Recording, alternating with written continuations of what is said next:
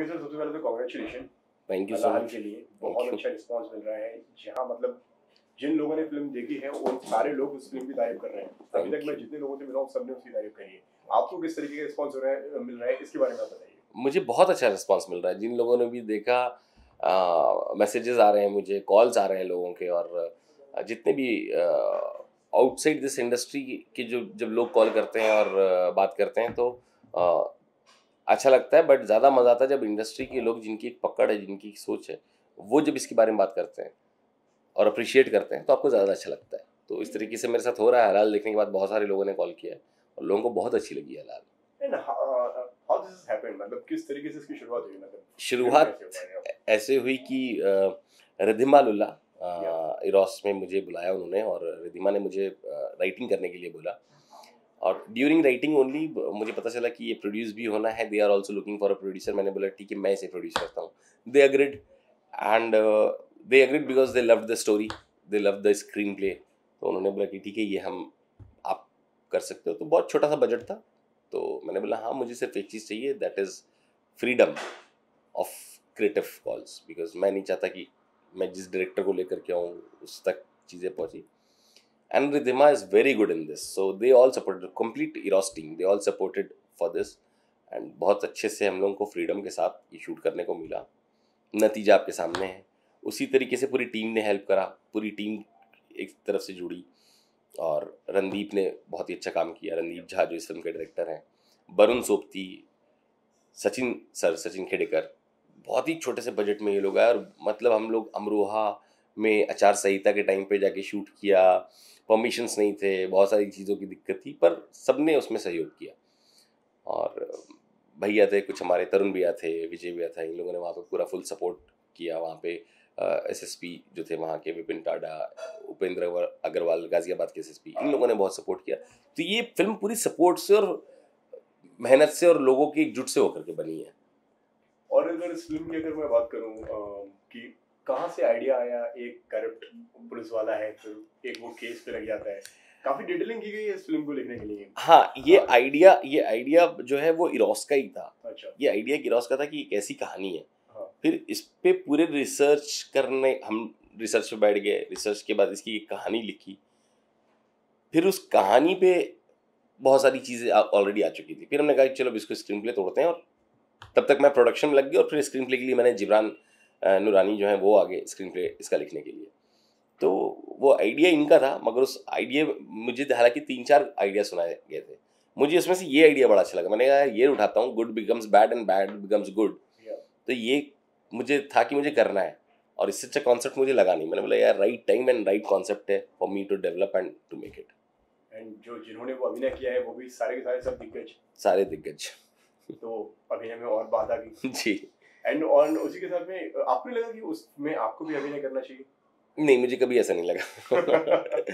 हालांकि वरुण के लिए बड़ा चैलेंजिंग हुआ होगा, मुझे जैसा लगता है, क्योंकि जिस बैकग्राउंड से वरुण आता है, स्पेशली वहाँ पे थोड़ा डार्क फिल्म, गाली गलौज, रियलिटी, ऑथेंटिक, पर ही इंजॉयड। ही सेड कि यार मुझे करना है, मुझे मज़ा आ रहा है, मुझे ये चीज़ करनी थी।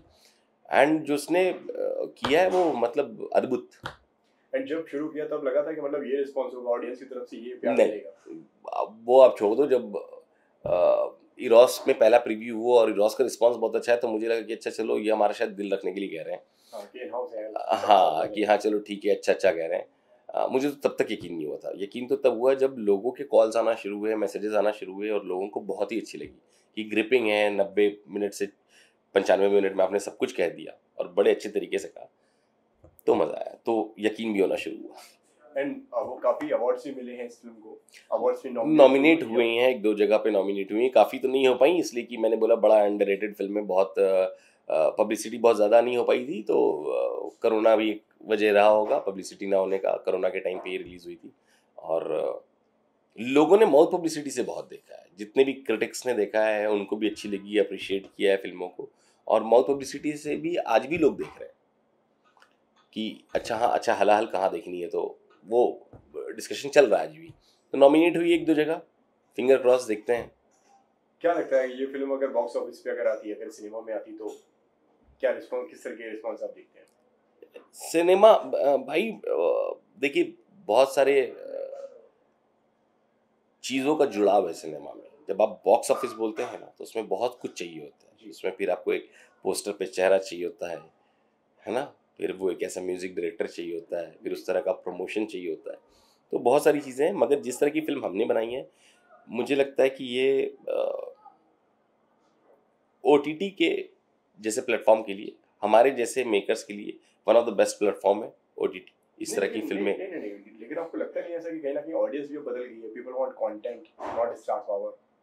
मतलब लोगों को कहानी चाहिए, लोगों को स्टार पावर नहीं चाहिए, लोगों को चीज चाहिए। नहीं, लोगों को स्टार पावर के साथ कहानी चाहिए। अगर आप सही पूछे तो आज देखिए मैं बहुत सिंपल सा एग्जांपल देता हूँ। मेरे लाइफ की one of the best film gangs of Wasseypur, ठीक है, उसमें अगर स्टार आमिर खान होते तो क्या होता, बॉक्स ऑफिस कलेक्शन क्या होता? सेम फिल्म पे आप उनकी एक्टिंग पे तो उंगली नहीं उठाएंगे ना, वो तो मंजे हुए हैं। अगर वो करते तो क्या होता? तो 300 करोड़ का कलेक्शन होता ना इजीली। और मैं शायद कम ही बोल रहा हूँ, शायद ज्यादा ही हो जाता। नहीं, उस टाइम के हिसाब से 300 है ना। तो मैं वो चीज बोल रहा हूँ कि लोगों को स्टार के साथ भी कहानी और कंटेंट चाहिए जो आमिर सर देते हैं। तो अगर मैं सिर्फ इतने इस छोटे से बजट की बात करूं कि इस बजट पे चीजें होती और सिनेमा थिएटर में रिलीज होता, नो डाउट अगर सही से प्रमोशन करके हम इसे थिएटर में रिलीज करते तो एक अच्छा करके ये जाती है, एक ऑडियंस को पसंद भी आती है। और मुझे नहीं लगता कि जिस तरह से आज ऑडियंस का टेस्ट बदला है, इसमें कोई डिनाई नहीं कर सकता है कि एक समाज है जिसको इस तरह की फिल्में, कंटेंट भरी फिल्में समझ में आती हैं, अप्रिशिएट करती हैं, और ऐसी फिल्में देखने के लिए वो थिएटर तक जाना चाहती भी है। और भूख है ऑडियंस के अंदर, और भूख है तो मज़ा आता है, उन्हें भी ठीक रहता। 100 करोड़ क्लब की तो बात नहीं करता, पर हाँ ठीक, ऑन एवरेज 10-15 करोड़ तक ये भी कमा के निकलती है। बिल्कुल सही बोला आपने। एंड इसी के साथ में अब बिच्छू के खेल की अगर बात करते हैं, उसमें भी आपके अभिनय की बहुत तारीफ हो रही है, उस बारे में कुछ बताइए। जब वो कैरेक्टर तिवारी जी का कर रहे थे तब क्या मतलब सोचा था कि यार इतना प्यार मिल जाएगा? नहीं, आप एक मतलब एक आप क्रिएटिव फील्ड से आते हैं, हाँ, आप एक राइटिंग के उस जोन से आते हैं, तो कितना मुश्किल रही उसकी जर्नी क्या थी? उसकी जर्नी जानना चाहता हूँ। देखिए मैंने जो है वासेपुर करने के बाद फिर रिवॉल्वर आने की 1-2 फिल्में और की, फिर मैंने बोला यार मैं अभी एक्टिंग से थोड़ा सा ब्रेक लेता हूँ। ये 2016 की बात है। मैंने 2 न्यूज़ में मेरा आ भी गया था इंटरव्यू कि भाई अभी एक्टिंग बस करके हो गया, अभी मुझे कुछ चीज़ें लिखनी है, कुछ चीज़ें बनानी है जो बहुत ज़रूरी है, वरना समय निकल जाएगा। और उस दौरान की बात है, मैं छलांग लिख रहा था, तो एक्टिंग से थोड़ा सा पीछे हट गया था, चीज़ें चल रही थी। 2020 में मुझे कॉल आता है कि भाई बिच्छू का खेल एक ऐसा शो है और इसे करना है। इत्तेफाक से राइटर वही हैं जिब्रान नूरानी, जिन्होंने हल्का स्क्रीन प्ले लिखा है। तो जिब्रान का ही कॉल आया मुझे कि भाईजान ऐसा ऐसा है और उसमें एक तिवारी जी का कैरेक्टर वो बहुत अच्छा है, आप कर लो। तो मैंने बोला ठीक है देखते हैं, तुम बोल रहे हो तो कुछ तो सोचा होगा तभी तुम बोल रहे हो। और फिर बात आई गई होगी। फिर 1-2 महीने के बाद मुझे कॉल आया कास्टिंग डायरेक्टर्स का, और उन्होंने बोला कि ये हमने 3-4 नाम दिखाए थे एकता को, और एकता को सबसे ज़्यादा आपका नाम पसंद आया, तो आप करेंगे। और उस टाइम पे मेरी एक और जो शो अभी रिलीज़ होने वाली है फर्रे, तो वो हम लोगों का चल रहा था, सारी कुछ बात चल रही थी। फिर मैंने बोला चलिए ठीक है, मैं देखता हूँ, let me go through the script. तो मैंने जब स्क्रिप्ट पढ़ी और उसकी वाइफ के साथ जो एक ग्राफ है, उसका जो बाकी लोगों के साथ है, तो मुझे बड़ा इंटरेस्टिंग सा लगा। मैंने बोला यार इसको ट्राई करते हैं। स्पेशली उसमें डायरेक्टर जो है वो आशीष शुक्ला थे, और आशीष शुक्ला मेरे बड़े पुराने मित्र भी हैं। तो मैंने बोला चलिए ठीक है। तो फिर मैं ऑन बोर्ड आया, और नतीजा आपके सामने। काफी मतलब जिस तरीके से आपने कहा कि वो कैरेक्टर जो है काफी गिराव वाला है, मैं तो कहूंगा काफी शेड्स हैं उस कैरेक्टर में कि मतलब उसमें मतलब एक कैरेक्टर के बहुत अलग अलग मूड्स हैं, करेक्ट, अलग अलग जोन है। हाँ। एक रोमांटिक भी है, एक्शन भी है, एंड उसमें जो मसाला भी है। तो वो कितना मुश्किल था एक जोन से निकल के दूसरे जोन पे जाना, फिर दूसरे से तीसरे पे जाना? ये बहुत आसान था, जैसे जिस तरह के डायरेक्टर मेरे साथ खड़े थे। अच्छा। तो आशीष से मेरा एक इतना कंफर्ट जोन है कि हम दोनों पहले ही डिस्कस करते थे और चीज़ों को सामने रखते थे कि आप इसको किस तरह से देखते हो और मैं इसको किस तरह से देखता हूँ, और जो हमें सही चीज़ लगती थी उस चीज़ को फिर लेके आगे बढ़ा जाता था कि इस सीन को ऐसे परफॉर्म करता है। एंड प्रिपरेशन क्या रही पूरे इस कैरेक्टर के लिए? पूरे इस कैरेक्टर के लिए तो सबसे पहले तो फिजिकली कुछ 12 किलो वेट बढ़ाया गया। हालांकि बहुत उस टाइम पे पतला हो गया था, अभी से भी पतला था, तो मुझे 12 किलो वेट बढ़ाना पड़ गया। और फिर आशीष ने बोला मूछें भी रखो, जैसे भी आप देख रहे हो कि हल्का हल्का मैं शुरू कर रहा हूँ वापस से मूछें रखना। तो उस टाइम पे पूरी एक सही से मूछ रखवाई, फिर एक ग्राफ स्टडी करा, फिर कुछ दोस्त हैं जो मेरे पुलिस में हैं, तो फिर उनसे मिला, उनके साथ एक दो बार बातचीत की, तो उनको समझाया कि ऐसी कहानी मुझे कैरेक्टर पकड़ना है। और ये मैं बार बार उनसे इसलिए बात करता क्योंकि जो एक मेरे मित्र हैं आकाश भाई, वो STF के इंस्पेक्टर रह चुके हैं, तो मुझे उनके साथ ही बात करता और उनकी चीज़ों को उठाना था। तो बहुत सारी चीज़ें उसमें से ऐसी हैं जो उनकी हरकतें हैं, तो मैंने वो उठा रखी है उसमें कि जो उनका एटीट्यूड है ना, कि बड़े प्यार से आके पूछेंगे हाँ भाई तब बता रहा है, नहीं बता रहा है, नहीं बता रहा, मार भाई से। तो वो चीज़ें सब उनसे उठाई है मैंने। एंड लैंग्वेज की भी अगर बात करें तो उसमें एक अलग लैंग्वेज का भी फ्लेवर है, जिस तरीके से बनारसी का हल्का सा जी, वो वही सब आकाश भाई से सारा कुछ लिया हुआ। अच्छा। ले दे के उसमें जितना निकाल सका उनसे, अच्छा, उतना मैंने अपने अंदर डाला निकाल के। और लैंग्वेज सीखना टफ था कि क्योंकि वो कैरेक्टर की हाँ नहीं बता दो नहीं वरना पहले जाओगे? नहीं उतना टफ नहीं था, क्योंकि आशीष भी उसी एरिया से हैं तकरीबन, जो डायरेक्टर है। तो कभी कभी क्या होता था कि मेरी अगर थोड़ी सी लैंग्वेज इधर उधर हुई तो तुरंत आके संभाल लेते थे कि नहीं इस चीज़ को ना, इस वर्ड को ऐसा ले लेते हैं, हाँ सही है।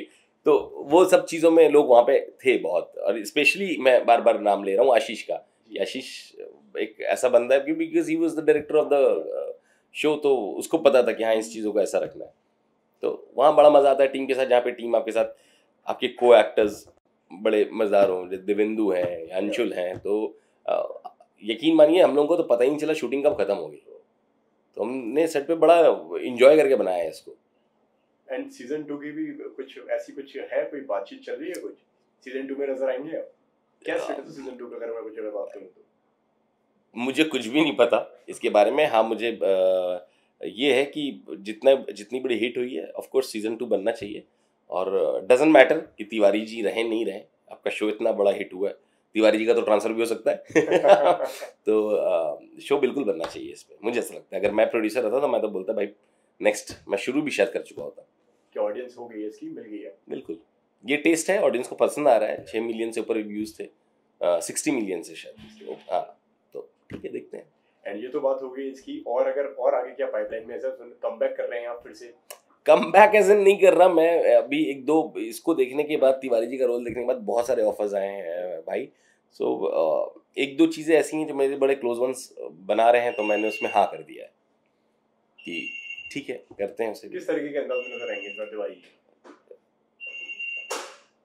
थोड़ा सा क्राइम दिखेगा आपको। अच्छा। तिवारी जी, मगर इमोशंस रहेंगे उसमें।